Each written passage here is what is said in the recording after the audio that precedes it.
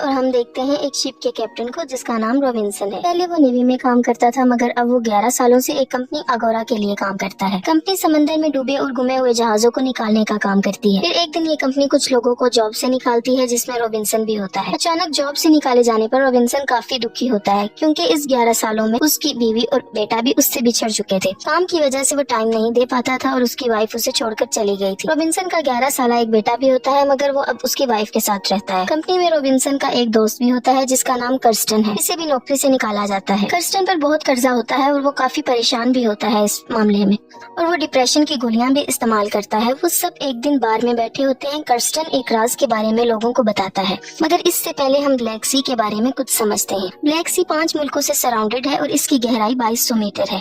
Kirsten इन्हें इस तलाश के बारे में बताता है जो अगोरा ने ब्लैक सी में की थी। 1941 में हिटलर की फौज नाअजीज मुकम्मल तौर पर तबाह हो चुकी थी। इस वक्त रूस जंग की लपेट में नहीं आया था मगर रूस को डर था कि कहीं जर्मनी रूस पर हमला न कर दे और इस बात का फायदा उठाते हुए हिटलर ने रूस से कर्जा मांग लिया 2 टन सोना। इसकी कीमत का अंदाजा खुद लगा लें। हिटलर ने रूस से एक बोट ली और इसमें सोना भरा मगर वो जहाज हिटलर तक नहीं पहुंचा। रास्ते में ही कहीं डूब गया या डुबाया गया। इस पर हिटलर ने रूस पर हमला कर दिया। इस 4 साला जंग में लाखों लोग मारे गए। इसके बाद एक ओशियानिक रिसर्चेज इंस्टीट्यूट ने एक यू बोट ढूंढ ली और दावा किया कि ये वही बोट है जिसमें स्टेलन ने सोना रखा था। अपनी इसी इंफॉर्मेशन को वो जॉर्जिया सरकार के पास ले गए और इन्हें इस यू बोट की लोकेशन दी। जॉर्जिया सरकार इस यू बोट को निकालने के लिए मान गए और 1 महीने बाद रूस और जॉर्जिया के दरमियान लड़ाई शुरू हो गई और सारी हदें पार होती चली गयी। रूस को यू बोट के लोकेशन के बारे में नहीं इल्म था। जॉर्जिया को इस बारे में पता था लेकिन जब तक झगड़ा खत्म नहीं होगा कोई ब्लैक सी में दाखिल नहीं हो सकता और वो यू बोट तब तक समंदर में ही पड़ी रहेगी। जब रॉबिन्सन को इस बात का पता चला तो वो एक अमीर आदमी से इस बात के बारे में डिस्कस करता है क्योंकि इस तलाश में काफी पैसे लगने वाले थे और इनको पैसों की सख्त जरूरत होती है। वो शख्स जिसका नाम लेविस होता है वो इसकी तलाश में इन्वेस्ट करने को तैयार होता है मगर वो सारे सोने का 40% लेना चाहता है। रॉबिन्सन राजी हो जाता है और इसका दोस्त कर्स्टन डिप्रेशन की वजह से सुसाइड कर लेता है। रॉबिन्सन को इस तलाश में पैसा लगाने वाला मिल जाता है। पहले वो एक सबमरीन खरीदता है जो पुराना होता है मगर इसे खरीद लेता है। रॉबिन्सन के साथ एक रशियन दोस्त होता है जिसका नाम ब्लैकी होता है। वो दोनों प्लान बनाते हैं और इस तलाश के लिए वो 12 लोगों का ग्रुप बनाते हैं जिसमें आधे रूसी और आधे अंग्रेज होते हैं। रॉबिन्सन ग्रुप में रूसी लोगों को इसलिए लेता है कि जो सबमरीन वो लेते हैं वो रशियन है और ब्लैक सी पर रशियन का ही कब्जा है तो रशियन अपने आदमियों से बचने में मददगार साबित होंगे और इस सबमरीन को चलाने के लिए कम से कम 12 लोगों की जरूरत पड़ती है। रशियन टीम में कुछ सिलेक्टेड लोगों को लेते हैं जो इस काम में काफी माहिर होते हैं। सोने की हिफाजत, इंजन की और कुकिंग के लिए कुछ लोगों को रखा जाता है। गोताखोरी के लिए उन्हें एक माहिर आदमी चाहिए होता है और वो एक पागल आदमी को रखते हैं जो कि गोताखोरी में बहुत माहिर होता है जिसका नाम फ्रेजर है। टीम मुकम्मल होने और सबमरीन को लेने के बाद वो लोग समंदर की तरफ रवाना हो जाते हैं। जब रॉबिन्सन आखिरी दफा नीले आसमान की तरफ देखता है और सबमरीन का दरवाजा बंद करके इसे समंदर में ले जाते हैं, ग्रुप का हर एक आदमी अपनी पोस्ट संभाल लेता है और सोने की तलाश में निकल जाते हैं। अभी तक सब कुछ ठीक होता है। फिर कैप्टन सबको इकट्ठा करता है और इस बारे में सबको बताता है। वो सोने की बात करता है कि हर एक को बराबर का हिस्सा मिलेगा जो बाकी का 60% है उसमें से, क्योंकि 40% उस शख्स का है जिसने इन्वेस्ट किया है। अब डेनियल उस शख्स का असिस्टेंट होता है जिसने इन्वेस्ट किया होता है तो डेनियल कैप्टन रॉबिन्सन को कहता है कि तुम्हें ऐसा नहीं कहना चाहिए क्योंकि अगर यहाँ पर किसी शख्स के दिल में लालच आ गई तो वो किसी दूसरे को मार सकता है क्योंकि इससे सबका हिस्सा बढ़ जाएगा और कैप्टन को ऐसा कहना ही नहीं चाहिए था।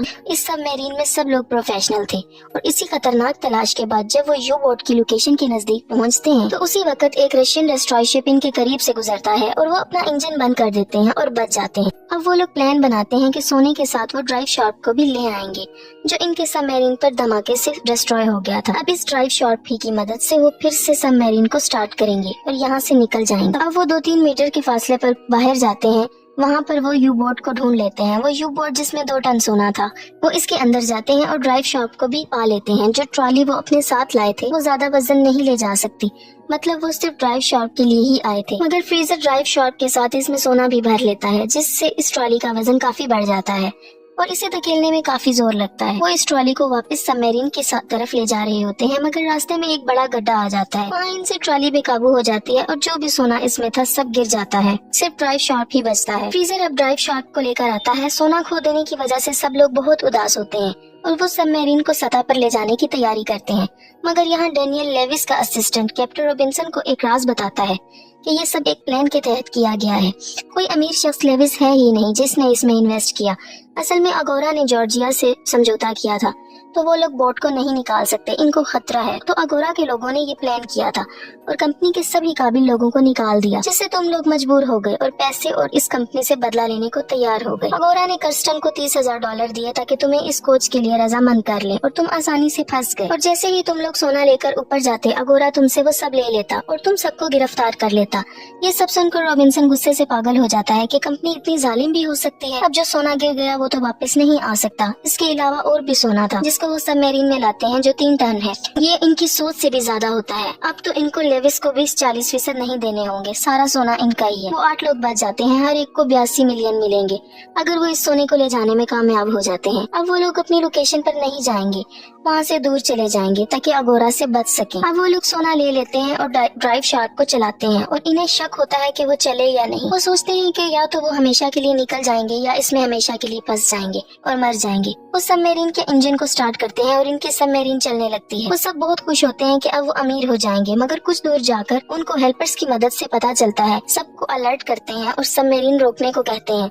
वो इसे रोकने की कोशिश करते हैं और मुश्किल से इसे रोकते हैं। मैप में कोई गड़बड़ हो जाती है और वो लोग चट्टानों में फंस जाते हैं। वो इन चट्टानों को पार कर सकते थे क्योंकि इनमें से वो 40 मिनट में से निकल सकते हैं।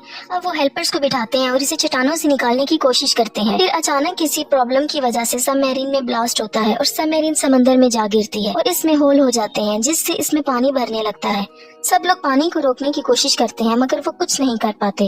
इस हादसे में सब लोग मारे जाते हैं। रॉबिन्सन और उसके 2 साथी बचते हैं। रॉबिन्सन अपने साथियों को निकाल देता है मगर खुद नहीं बच पाता, क्योंकि इन दोनों को बचाने के लिए पीछे किसी एक का होना लाजमी होता है सबमरीन को कंट्रोल करने के लिए। और वो इसी समंदर में सबमरीन के साथ हमेशा हमेशा के लिए रह जाता है। ब्लैक सी की कहानी कैसी लगी जरूर बताइए।